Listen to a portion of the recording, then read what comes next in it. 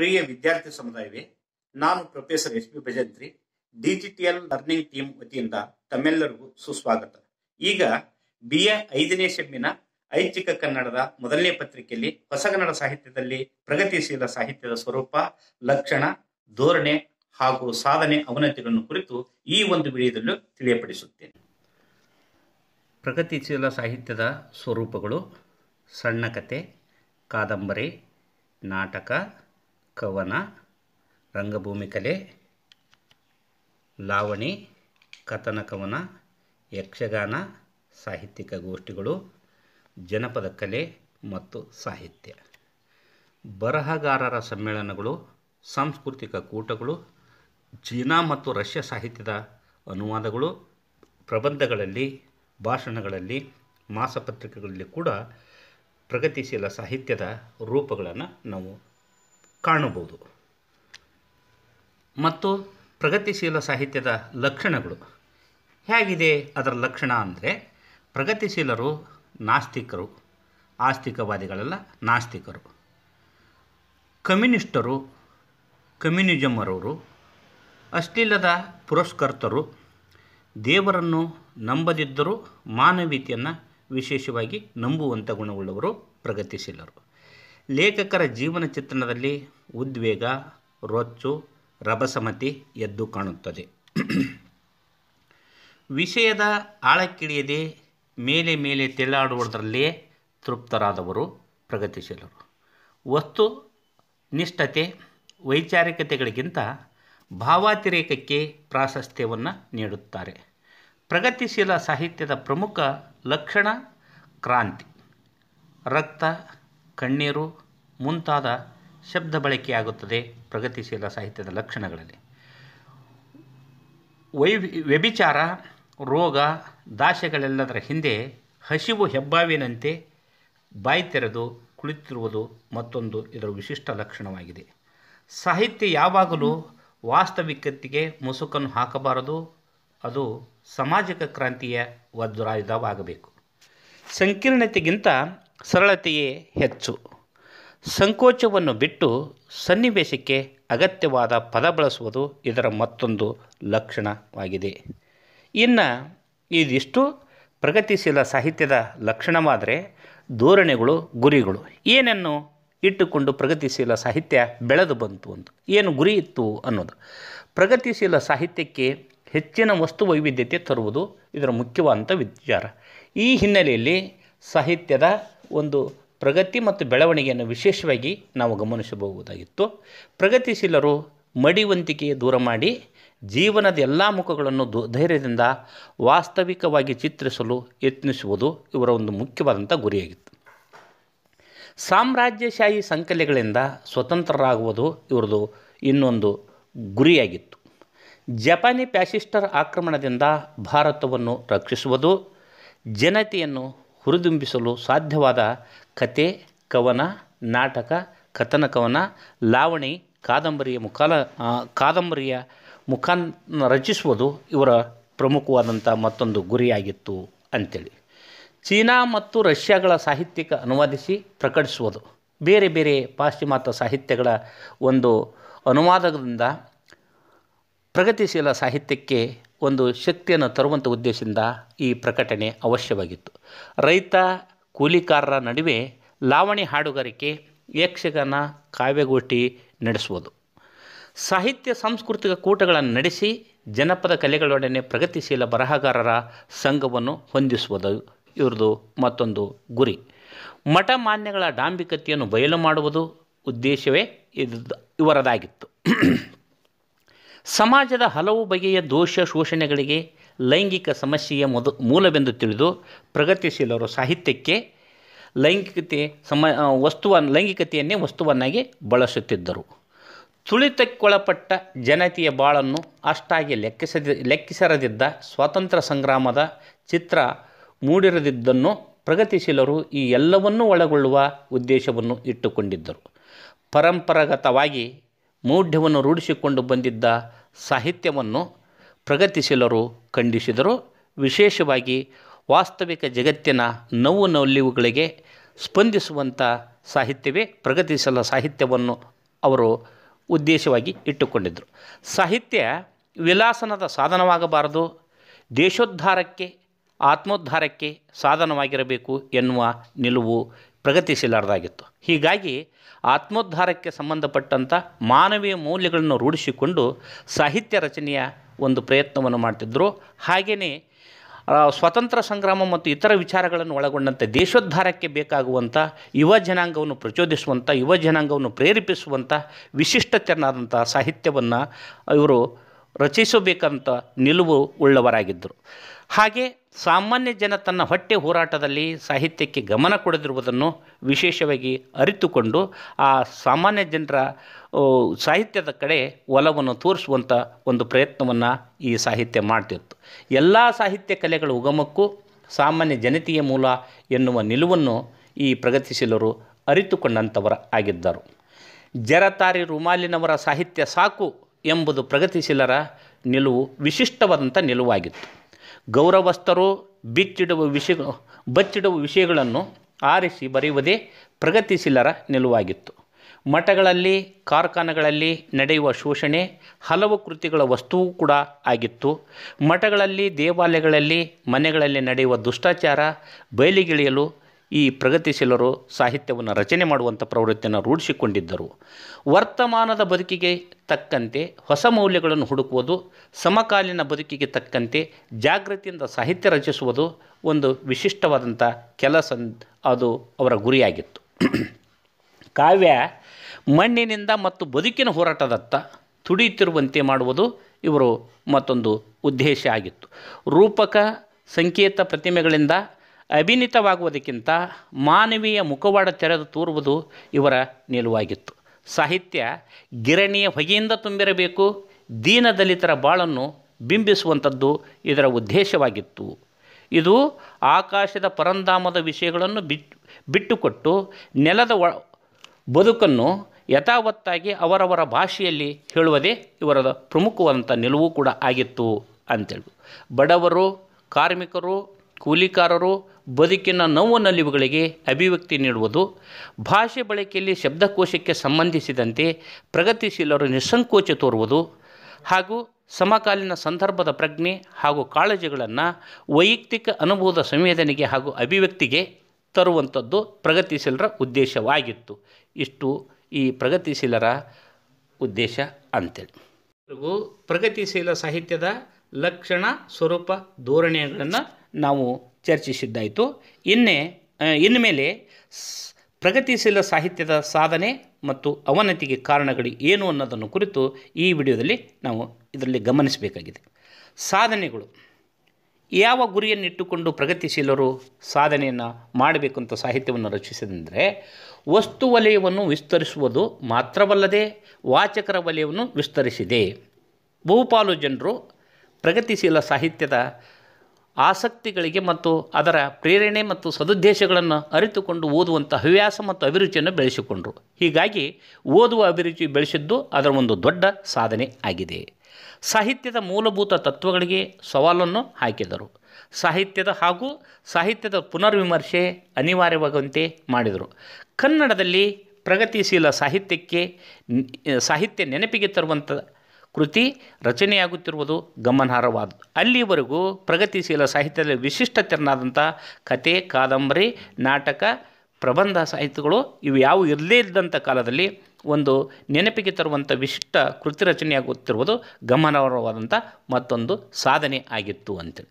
ನವ್ಯಕ್ಕೆ ಪ್ರತಿಭಟನೆಯಾಗಿ ಅನೇಕ ಲೇಖಕರು ಉತ್ಕಟವಾದ ಸಾಮಾಜಿಕ ನಿಷ್ಠೆಯಿಂದ ಬರೆದಿದ್ದಾರೆ. ಯಾಕೆಂದರೆ ನವ್ಯಕ್ಕೆ ಪ್ರತಿಭಟನೆಯಾಗಿ ವಿಶೇಷವಾಗಿ ಉತ್ಕಟವಾದಂಥ ಸಾಮಾಜಿಕ ನಿಷ್ಠೆಯನ್ನಿಟ್ಟುಕೊಂಡಂಥ ಬರವಣಿಗೆ ಕೂಡ ಈ ಒಂದು ಪ್ರಗತಿಶೀಲ ಕಾಲಾವಧಿಯಲ್ಲಿ ನಡೆಯಿತು. ಇದು ಒಂದು ದೊಡ್ಡ ಸಾಧನೆ ಅಂತ ನಾವು ಗಮನಿಸಬೇಕು. ಎರಡನೇದು, ಮಡಿವಂತಿಕೆ ದೂರ ಮಾಡಿ ಜೀವನದ ಎಲ್ಲ ಮುಖಗಳನ್ನು ಧೈರ್ಯದಿಂದ ವಾಸ್ತವಿಕವಾಗಿ ಚಿತ್ರಿಸಿದರು.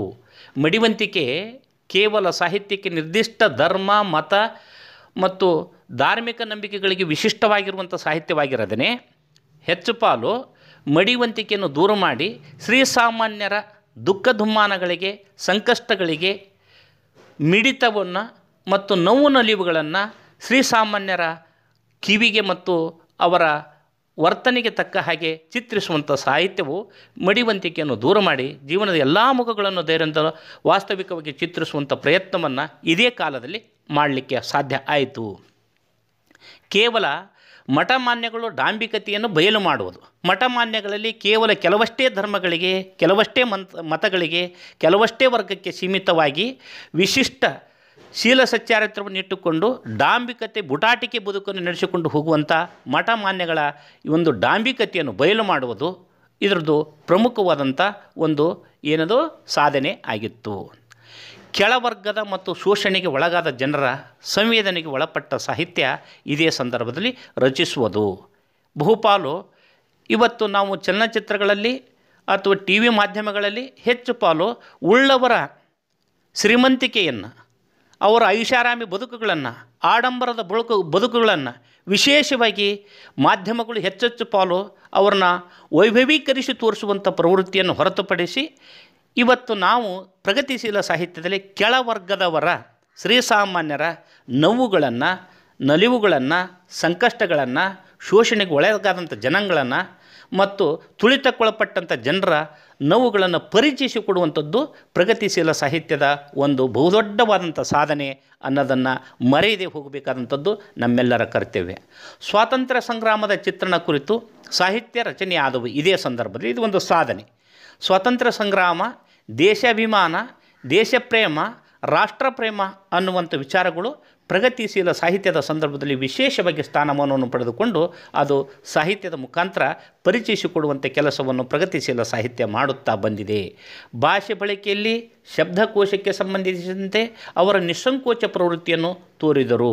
ಯಾವುದೇ ಶೀಲ ಸಚ್ಚಾರಿತ್ರವನ್ನು ಪರಿಗಣಿಸಿದೆ ಭಾಷೆಯಲ್ಲಿ ಸರಳವಾದಂಥ, ಸುಲಭವಾದಂಥ, ಶ್ರೀಸಾಮಾನ್ಯರಿಗೆ ಅರ್ಥವಾಗುವಂಥ ಭಾಷೆಯನ್ನು ಇಲ್ಲಿ ಬಳಸುವಂಥ ಪ್ರವೃತ್ತಿ ಕಾಣಲಿಕ್ಕೆ ಸಾಧ್ಯ ಆಯಿತು. ಹಾಗೆಯೇ ವಿಕ್ಟೋರಿಯನ್ ಯುಗದ ಇಂಗ್ಲೆಂಡಿನಿಂದ ಪ್ರೇರಣೆಯನ್ನು ಇವರು ಪಡೆದರು. ಪಾಶ್ಚಿಮಾತ್ಯ ಸಂಸ್ಕೃತಿ, ಪಾಶ್ಚಿಮಾತ್ಯ ಸಾಮಾಜಿಕ ಬೆಳವಣಿಗೆ, ಈ ಪ್ರಗತಿಯನ್ನು ಸಹಿತ ವಿಶೇಷವಾಗಿ ಇಲ್ಲಿ ಪ್ರೇರಣೆ ಪಡೆಯಲಿಕ್ಕೆ ಸಾಧ್ಯ ಆಯಿತು. ಒಟ್ಟಾರೆ ಪ್ರಗತಿಶೀಲ ಸಾಹಿತ್ಯದ ಭಾಷೆಗೆ ಹೊಸ ಕಸುವು ಇದೇ ಸಂದರ್ಭದಲ್ಲಿ ಬಂದಿತ್ತು. ಇನ್ನೇನು ಇಲ್ಲಿವರೆಗೂ ಅದರ ಸಾಧನೆ ಆದರೆ ಇನ್ನು ಅವನತಿಗೆ ಪ್ರಮುಖವಾದಂಥ ಕಾರಣಗಳು ಏನು ಅನ್ನೋದನ್ನು ನಾವು ಇಲ್ಲಿ ಗಮನಿಸಬೇಕು.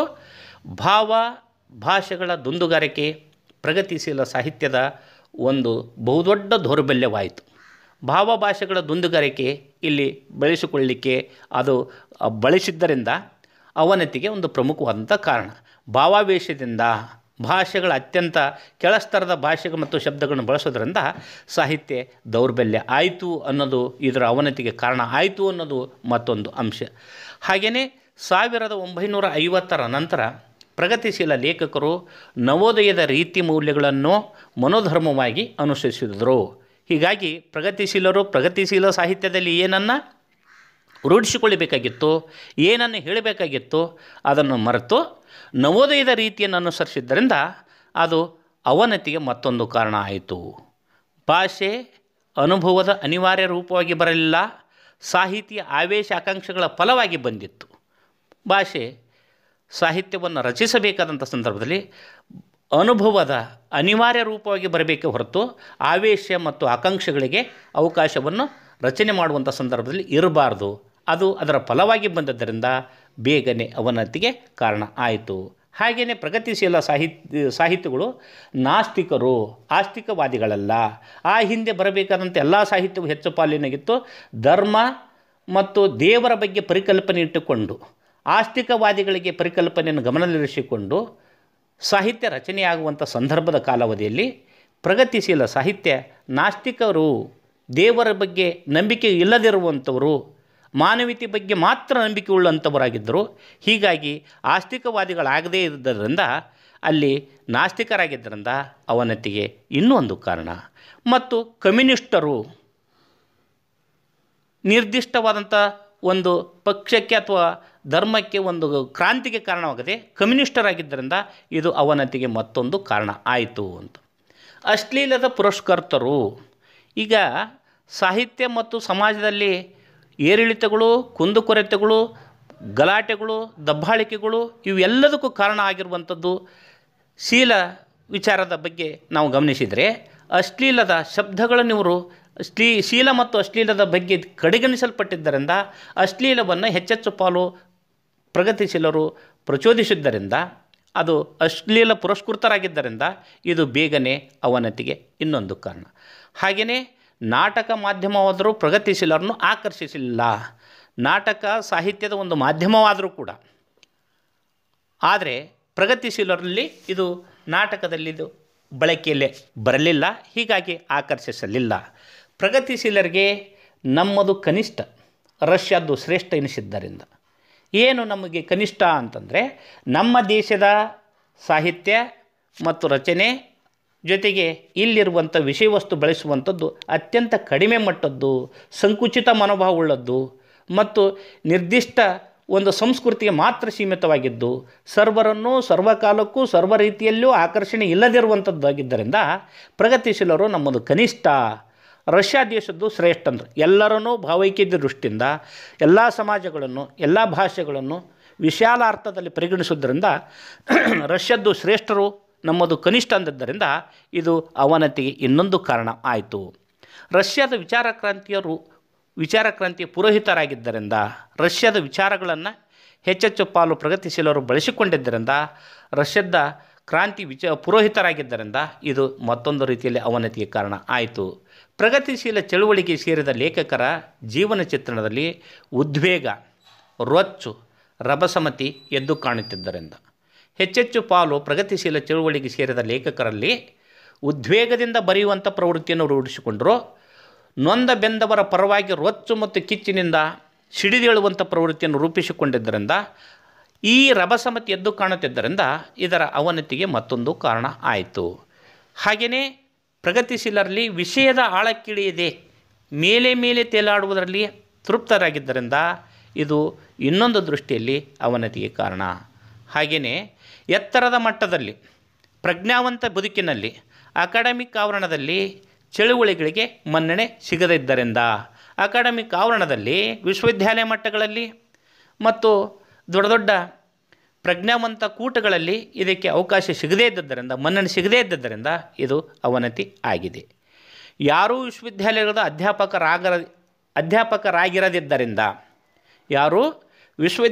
ಅಧ್ಯಾಪಕರಾಗಿರದಿದ್ದರಿಂದ ಇದಕ್ಕೆ ಅವನತಿಗೆ ಇನ್ನೊಂದು ಕಾರಣ ಆಯಿತು. ಹಾಗೆಯೇ ದೊಡ್ಡ ದೊಡ್ಡ ಸರ್ಕಾರಿ ಹುದ್ದೆಗಳಲ್ಲಿ ಇವರು ಯಾರೂ ಇರಲಿಲ್ಲದ್ದರಿಂದ ಇದು ಅವನತಿಗೆ ಮತ್ತೊಂದು ಕಾರಣ. 1960ರ ದಶಕದ ನಂತರ ಅಕಾಡೆಮಿಕ್ ವಲಯದಲ್ಲಿ ನವ್ಯ ಸಾಹಿತ್ಯಗಳ ಪ್ರಭಾವ ಹೆಚ್ಚಾಗಿದ್ದರಿಂದ ಇದು ಅವನತಿಗೆ ಕಾರಣ ಆಯಿತು. ಹಾಗೆಯೇ ಪ್ರಗತಿಶೀಲ ಸಾಹಿತ್ಯದ ಮುಂಚೂಣಿಯಲ್ಲಿದ್ದಂಥ ಲೇಖಕರು, ಉದಾಹರಣೆಗೆ ಅನಕ್ರು ಮತ್ತು ತರಾಸು ಅವರ ಚಳುವಳಿಯಲ್ಲಿ ವಿಭಿನ್ನ ಮಾರ್ಗ ಹಿಡಿದಿದ್ದರಿಂದ ಇದು ಬಹುದೊಡ್ಡ ಒಂದು ಕೊರತೆಯಾಗಿದ್ದರಿಂದ ಇಲ್ಲಿ ಅವನತಿಗೆ ಇನ್ನೊಂದು ಕಾರಣ. ಯಥಾರ್ಥತೆ ಹೆಸರಿನಲ್ಲಿ ಕಾಮದ ಹಸಿಯಾದ ನಿರೂಪಣೆ ಅವರಲ್ಲಿ ಎದ್ದು ಕಾಣುತ್ತಿದ್ದರಿಂದ ಇದು ಅವನತಿಗೆ ಕಾರಣ ಆಯಿತು. ಇವಿಷ್ಟು ಮೇಲಿನ ಎಲ್ಲ ಮುಖ್ಯಾಂಶಗಳು ಕೂಡ ಪ್ರಗತಿಶೀಲ ಸಾಹಿತ್ಯದ ಅವನತಿಗೆ ಕಾರಣವಾದವು ಅಂತ ಹೇಳುತ್ತಾ ನಿಮ್ಮೆಲ್ಲರಿಗೂ ವಂದನೆಗಳನ್ನು ಅರ್ಪಿಸುತ್ತೇನೆ.